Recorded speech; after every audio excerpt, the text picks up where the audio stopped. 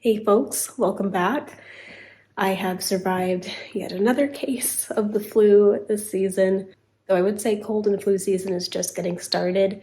We went through a lot of our antiviral tinctures this weekend, and I need to replenish my supplies before the real cold and flu season starts, with students returning to school and us all getting cozy and close indoors.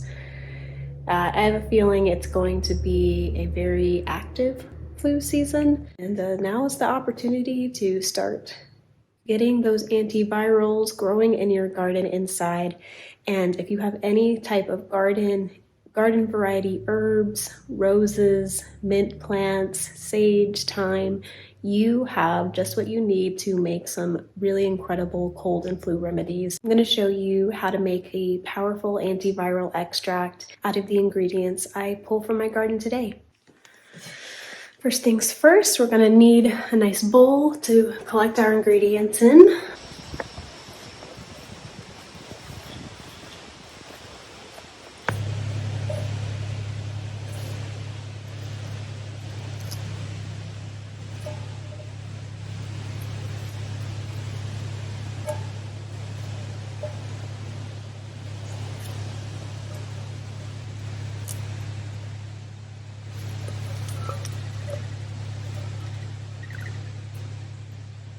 So you just saw me pick some rose. Our next herbal antiviral is lemon balm.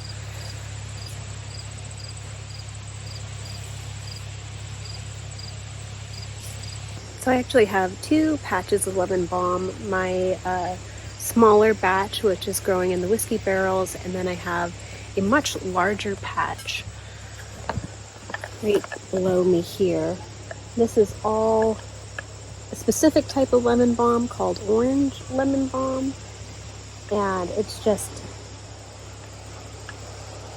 growing really well right now, and it's just abundant. So we're going to pick as much as we can this season, because I just know that this is going to come so in handy.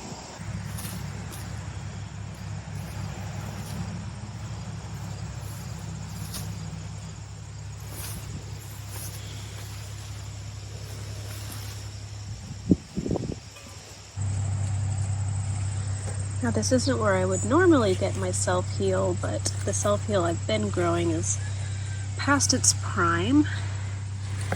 If you look enough in your garden, you'll find this beautiful member of the mint family growing just about everywhere. Here it is growing in my green bean patch here. So we're just going to take these, very grateful that they were growing later in the season. We'll just take the whole plant, wash it off. All parts of the plant are usable, though normally you don't use the roots. But this is self-heal before it starts to produce those lovely purple flowers. And self-heal is just one of the best known herbs as an antiviral, especially for viral infections within the mouth and the throat.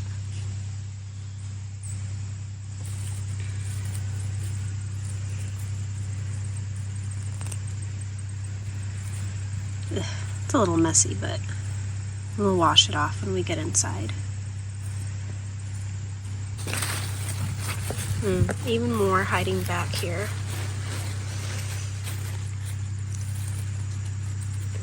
It's good to just take, oh look, there's even a little flower. It's good to just take mental note where you have volunteer plants, because the plants you intentionally grow, those are usually going to be the first to grow and finish up their season of growth. And it's nice to have some of these late season starts to take advantage of. Beautiful example of a whole self-heal plant.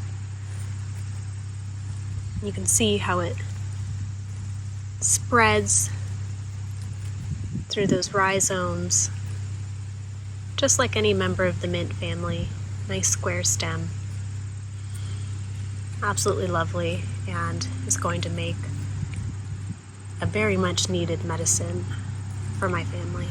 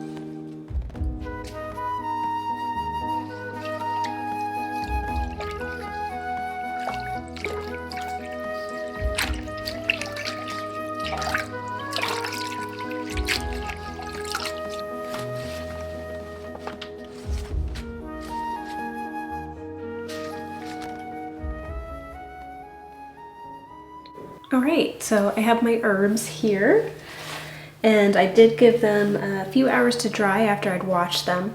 You don't generally need to wash your herbs as long as they're clean.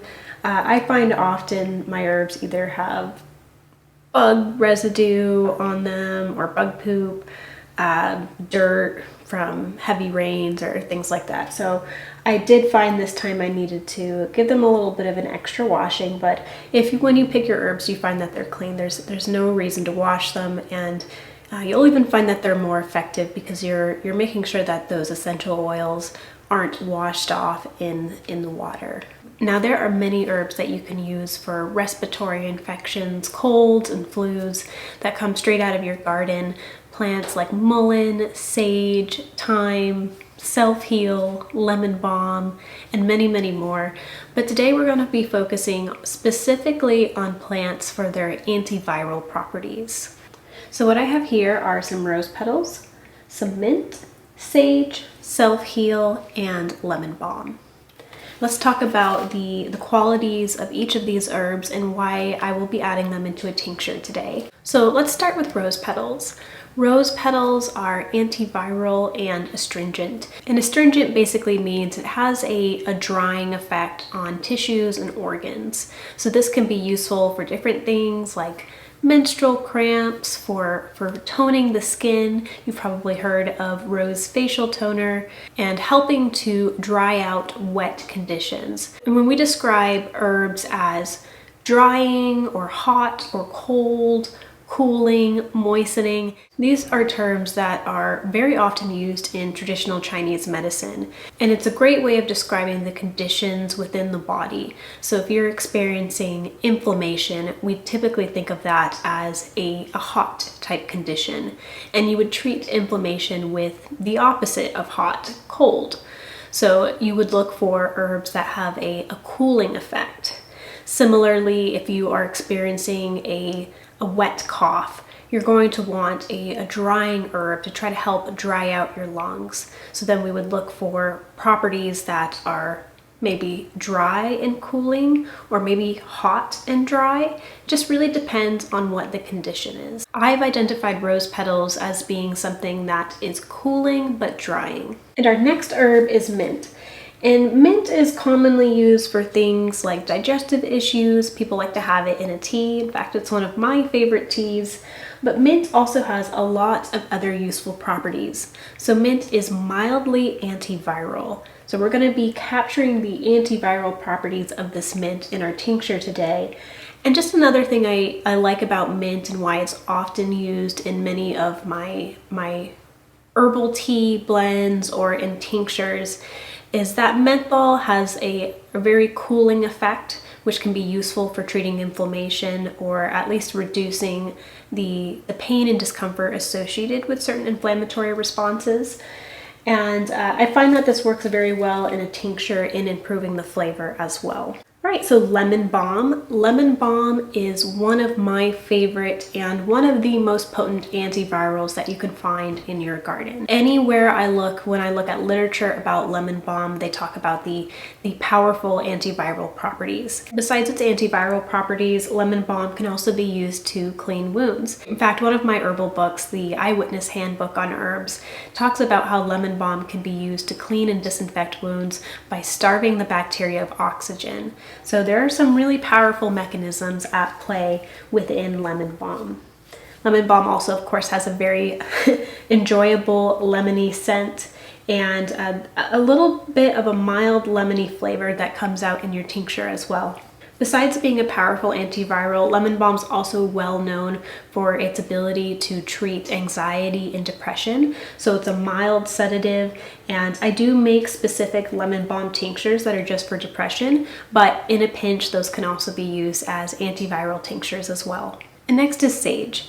This is your garden variety sage, Salvia officinalis, and this doesn't have specifically antiviral properties, or nothing that I've read in the literature speaks heavily to sage having potent antiviral properties. However, it is effective as a mouthwash for treating ulcers.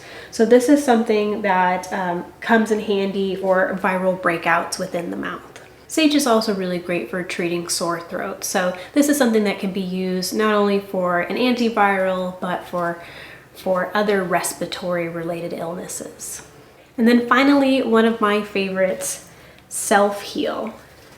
So we talked a little bit about self-heal while I was out gathering it in the field. Self-heal, or also known as heal-all, it's right there in the name. It heals so many different types of ailments, and I want to talk a little bit about what all of those are. So I actually took some notes here. So self-heal can be used for sore throats. It's an astringent similar to rose. It is antiseptic. It's also useful for helping to reduce fevers. So this pairs very well with yarrow, and this is something that you can take at the onset of a flu or anything that might be generating feverish conditions. This is going to help you sweat and reduce any high fevers. Self-heal has historically and in modern day been used to treat mouth ulcers. This is a very widely known use for self-heal. In a lot of my books, they talk about using self-heal for many conditions within the mouth, not just mouth ulcers, but swollen tongue, sore throat, swollen glands, like your lymphatic glands here. Just so many uses for self-heal. Interestingly enough, there's been a lot of research in the last 20 years looking at how effective self-heal is against other viruses like HIV, herpes, and oral hepatitis. So let's get to making this into a tincture. So I like to work with fresh ingredients when I'm making tinctures, and I always make sure to use an alcohol proof of 100 or higher if I'm using fresh ingredients. And we're gonna take these ingredients and chop them up in this bowl here. And I probably have more than I need, more than I can possibly fill this jar with. So we will dry the rest of it and put it into jars. A little bit of our lemon balm, lots of our self-heal, and you can use all aerial parts of self-heal, so the stem, the leaves, the flowers, if the flowers are blooming. So I like to put all of my fresh ingredients inside a bowl, and then I take a pair of hardware scissors and just cut it up.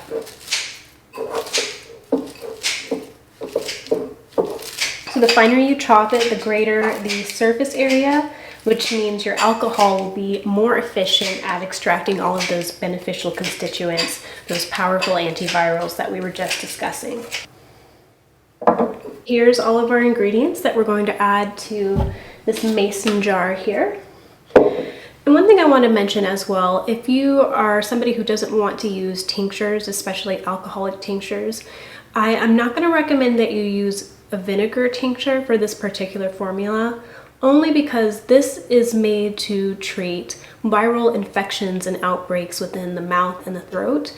And vinegar is acidic, and acidic foods or acidic drinks can cause additional irritation to those types of conditions. So what I would recommend is, if you don't want to use an alcoholic tincture, honey is going to be your next best infusion option.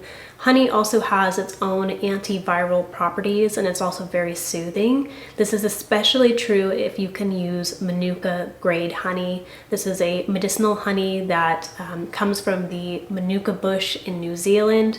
It's a bit pricey, so if that's not an option for you, you can just use regular organic honey. Both will work well. And with your honey, you do want to use fresh ingredients. With tinctures, with alcoholic tinctures, you can use dried ingredients, though fresh is always going to be the most potent. So tinctures are really simple. You chop up your plant matter and then you're going to add it to the jar.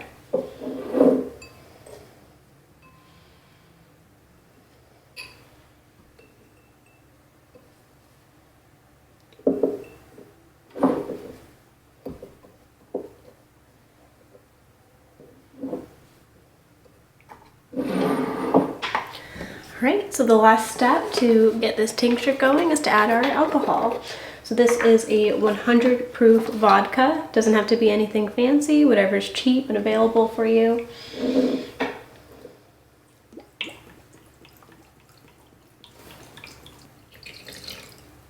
Look at that, and I had just enough to finish this tincture.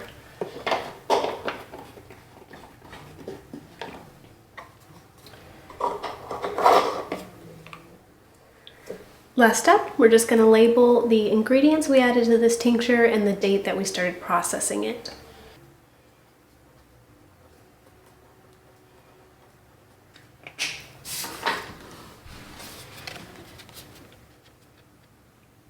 So take this tincture, put it in a cool, dark place for at least 4 weeks, shaking occasionally.